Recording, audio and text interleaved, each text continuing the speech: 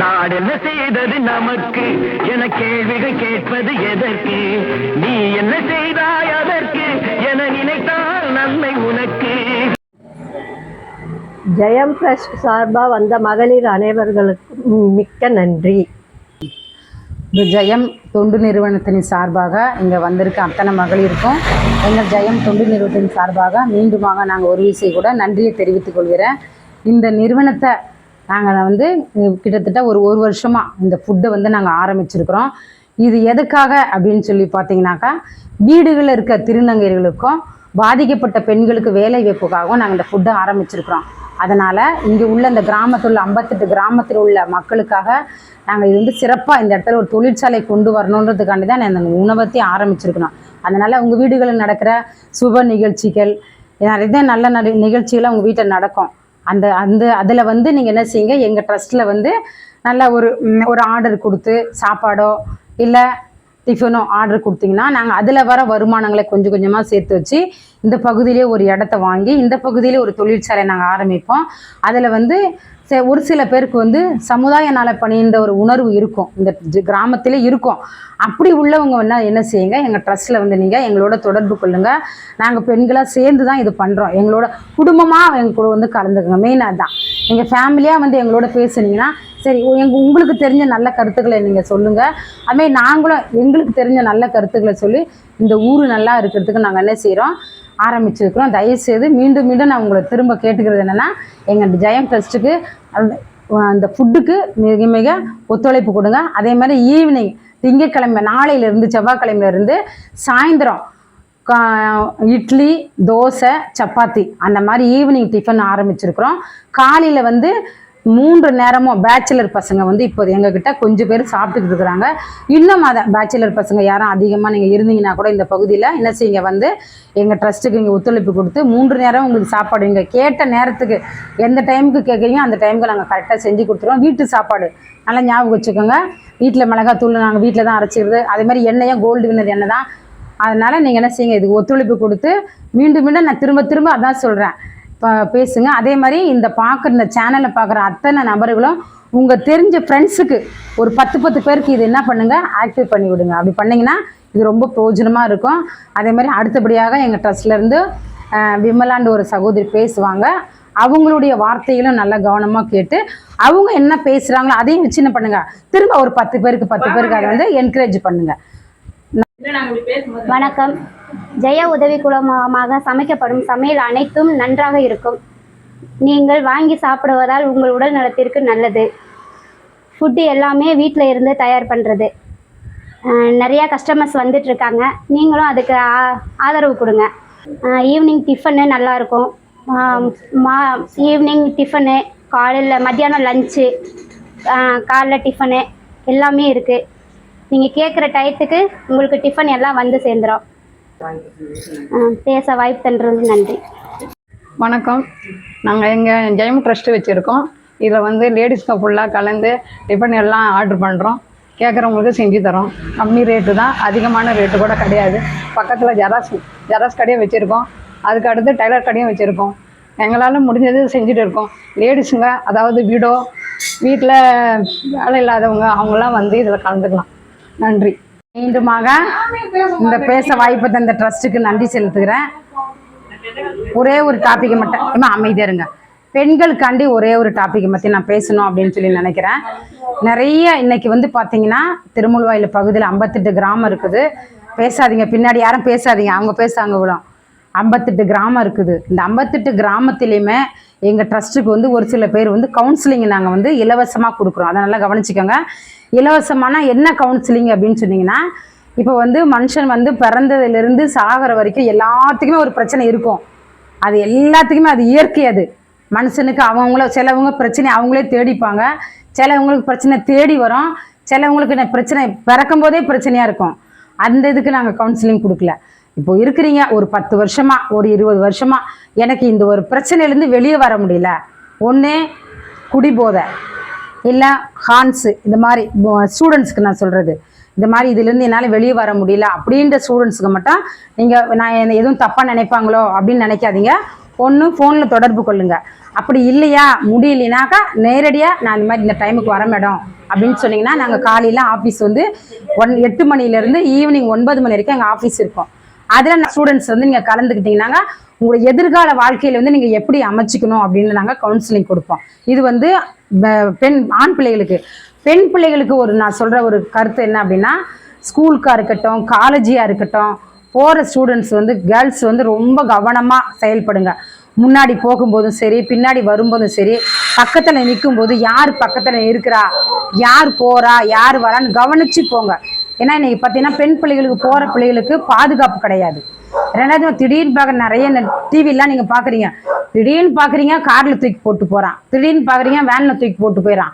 இதில் என்ன ஆயிடுதுனாக்கா பெண் பிள்ளைகளுக்கு வேறு இடத்துல கொண்டு போய் தவறான முறையில் பெண் பிள்ளைகளை பயன்படுத்துகிறாங்க. அதனால் பெண் பிள்ளைகள் ரொம்ப கவனமாக இருக்க. ரோட்டில் போகும்போது சரி, 2 பேராக போனாலும் சரி, 3 பேராக போனாலும் சரி, ரொம்ப பேச்சு அதிகமாக பேசாதீங்க. போயிட்டு என்ன செய்யுங்க, உங்களுக்கு என்ன காலேஜ் முடிச்சுட்டு வீட்டுக்கு வந்து சேருங்க, ஸ்கூலை முடிச்சுட்டு வீட்டுக்கு வந்து சேருங்க. இது வந்து பெண் பிள்ளைகளுக்கு. பெற்றோர்களுக்கு நான் சொல்லக்கூடிய ஒரு காரியம் என்னென்னா, நிறைய ஸ்டூடெண்ட்ஸ் இன்றைக்கி பார்த்தீங்கன்னா அதிகமாக படிக்கணும் தான் நீங்கள் சொல்கிறீங்களே தவிர்த்து அந்த பிள்ளைகள் படிக்கலைன்னா ஏன் படிக்கலை அப்படின்ட்டு உட்காந்து கேட்க மாட்டீங்க. என்ன செய்யுங்க, பின்னாடி இருந்த பிள்ளைய நீ உருப்படவே மாட்டேன்னா அது உருப்படாது, நீ எரும மாடுன்னா அது எரும மாடாக தான் வளரும், நீ பண்ணினா அது பண்ணியாக தான் வளரும். அப்படி பிள்ளைகள் யாரும் பேசாதீங்க. பிள்ளைகள் வந்து தப்பு பண்ண தான் செய்வாங்க. நீங்கள் என்ன செய்யுங்க, பிள்ளைகள் ஒரு பக்கம் வளராங்க, நீங்கள் என்ன பண்ணுங்க, டிவியை போட்டு சீரியலு 7 மணிலேருந்து 11 மணி வரைக்கும் சீரியல் போட்டு பார்த்தா அந்த பசங்க எப்படி உட்காந்து படிக்கும்? நீங்களே சொல்லுங்கள். நான் ஏதாவது உங்களை குற்றப்படுத்தி பேசுகிறேன்னு நினச்சிக்காதீங்க. பெண்கள் வந்து குழந்தைங்களாண்ட வந்து ரொம்ப அன்பு செலுத்துங்க. ரெண்டாவது வந்து பெண் பிள்ளைகள் வந்து அதிகமாக என்ன பண்ணிடுறாங்கன்னா வெளியில் போய் தேடி ஃப்ரெண்ட்ஸை தேடுறதுக்கு அவங்க காரணமே என்னன்னாக்கா, வீட்டில் வந்து பேரண்ட்ஸ் வந்து பிள்ளைகளோடு இருந்து பேச மாட்டீங்க நீங்கள், அதுதான் மெயின் காரணம். போன வாரத்தில் ஒரு ஸ்டூடெண்ட்ஸ் எனக்கு கால் பண்ணியிருந்தாங்க. அவள் என்ன சொல்கிறான்னா, இந்த மாதிரி மேடம் எங்கள் அம்மா வந்து ஞாயிற்றுக்கிழமை கூட ஒரு நாள் என்ன பண்ண மாட்டாங்க, என் கூட இருந்து எங்கள் அம்மா ஒரு 10 நிமிஷம் பேச மாட்டாங்க. ஒன்று வெளியில் போயிடுறாங்க, இல்லைன்னா ஷாப்பிங் போயிடுறாங்க, இல்லை வேலைக்கு போயிடுறாங்க. போங்க வேலைக்கு போங்க, நாங்கள் வேண்டான்னு சொல்லலை. ஆனால் என்ன செய்யுங்க, பெண் பிள்ளைகளை வச்சுருக்கிறோம், ரொம்ப கவனமாக இருங்க. அதே மாதிரி நிறைய குடும்பங்களை பார்த்தீங்கன்னா கஷ்டம் தரித்திரன்னு சொல்லுவீங்க. மாமியார் இருந்தாங்கன்னா அவங்களுக்கு என்ன பண்ணுங்க, தனி சாப்பாடு. மாமனார் இருந்தால் தனி சாப்பாடு. அதே மாதிரி பார்த்தீங்கன்னா நம்ம அம்மா வீட்டிலேருந்து வந்தாங்கனாக்கா அவங்களுக்கு ஒரு தனியாக என்ன செய்வோம், நம்ம அவங்களுக்கு ஒரு தனி சாப்பாடு செய்வோம். நம்ம கணவர் வீட்டிலேருந்து வந்தாங்கன்னா அவங்களுக்கு ஒரு தனி சாப்பாடு செய்வோம். அது மாதிரிலாம் செய்யாதீங்க. அது மாதிரி செய்யறதுனால உங்களுக்கு என்னன்னா, நம்ம குடும்பத்தில் பிள்ளைகளுக்கு அந்த ஆசீர்வாதம் கம்மியாக வரும். அப்புறம் நம்ம பிள்ளைகளை படிக்கணும், எப்படி படிப்பாங்க? நிச்சயமாக படிக்க மாட்டாங்க. அதனால் நான் தயவுசெய்து மீண்டும் சொல்கிறேன், நான் இதை சுருக்கமாக நாங்கள் சொல்லியிருக்கிறோம். இன்னும் நீங்கள் அதிகமாக தெரிஞ்சுக்கணும்.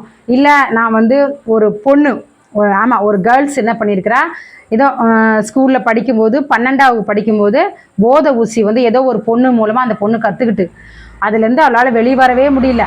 அப்புறம் அந்த ஸ்கூலில் தொடர்பு கொண்டு நாங்கள் ஸ்கூல்லையும் கவுன்சிலிங் கொடுத்துக்கிட்டு இருக்கோம். இப்போ இந்த கொரோனாவில் தான் போக முடியாமல் போயிடுச்சு. அந்த ஸ்கூலுடைய டீச்சர் வந்து எங்களை வர சொல்லியிருந்தாங்க, நாங்கள் போனோம். அப்புறம் அவட்ட பேசும்போது என்ன அப்படின்னு சொன்னீங்கன்னா, அவள் சொன்ன ஒரு கருத்து என்னென்னா, எங்கள் அம்மா வந்து என்னை ஹாஸ்டலில் போட்டாங்க படிக்கிறதுக்கு.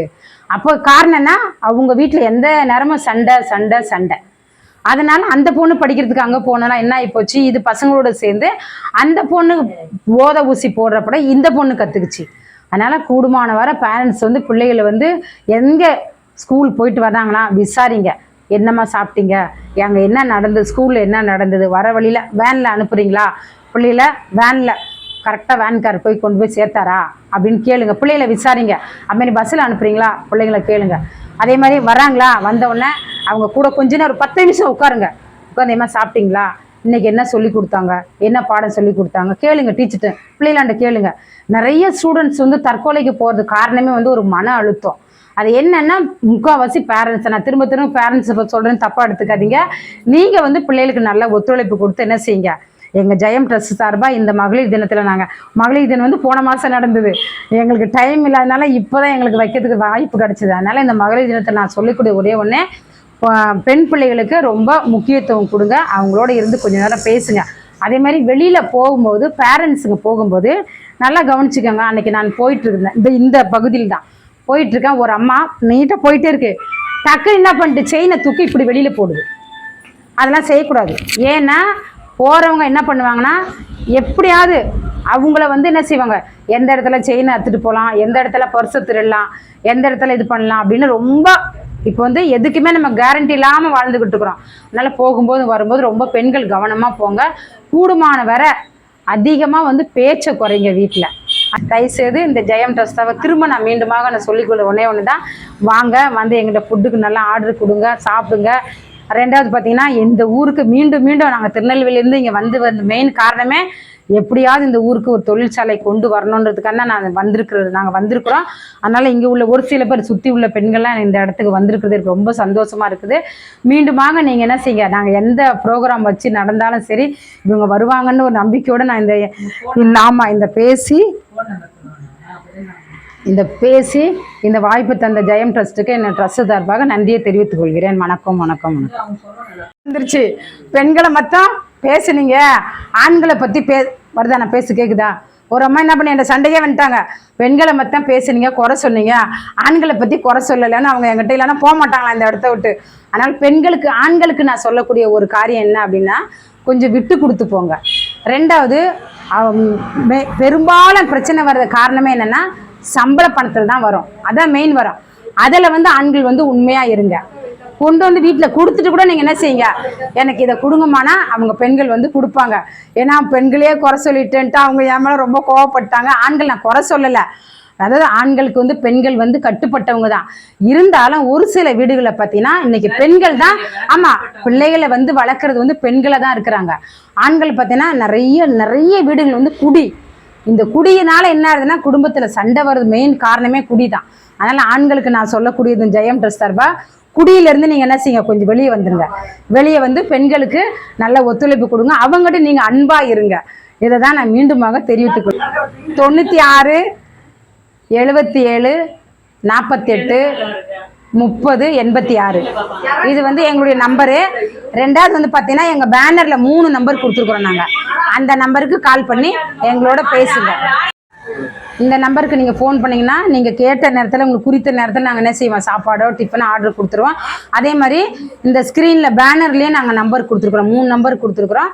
3 நம்பருக்கு நீங்கள் என்ன செய்யுங்க, கால் பண்ணி எங்களோட தொடர்பு கொள்ளுங்கள். மீண்டும் நான் உங்களை அதிகமாக கேட்டுக்கொள்ளுது, நிறைய இடங்களில் பார்த்தீங்கன்னாக்கா என்ன செய்கிறாங்க, டிஃபன் ஆர்டர் கொடுக்குறாங்க, எல்லாத்தையும் கொடுக்குறாங்க. நீங்கள் வந்து இது வந்து ஒரு சேவைக்காண்டி செய்கிறீங்க. இந்த நாங்கள் வந்து என்னென்னா தன் கையே தனக்கு உதவின மாதிரி நாங்கள் யார்கிட்டையும் போய் எந்த விதமாக நன்கொடையும் டொனேஷனும் வாங்காமல் இந்த இடத்துல ஒரு தொழிற்சாலை கொண்டு வந்து இங்கே வருகிற பெண்கள் அத்தனை பேருமே புதுமை பெண்களாக மாற்றணும் அப்படின்றது தான் என்னுடைய நோக்கம். புதுமை பெண்களாகவும் மாற்றணும், அதே சமயத்தில் என்ன செய்யணும், அவங்கள வந்து ஒரு வெற்றியாளராக கொண்டு வரணுன்றதுக்கான என்னுடைய முழு முயற்சி. அதுக்கு நீங்கள் எனக்கு ஒத்துழைப்பு தரும்படி மிகவும் கேட்டுக்கொள்கிறேன்.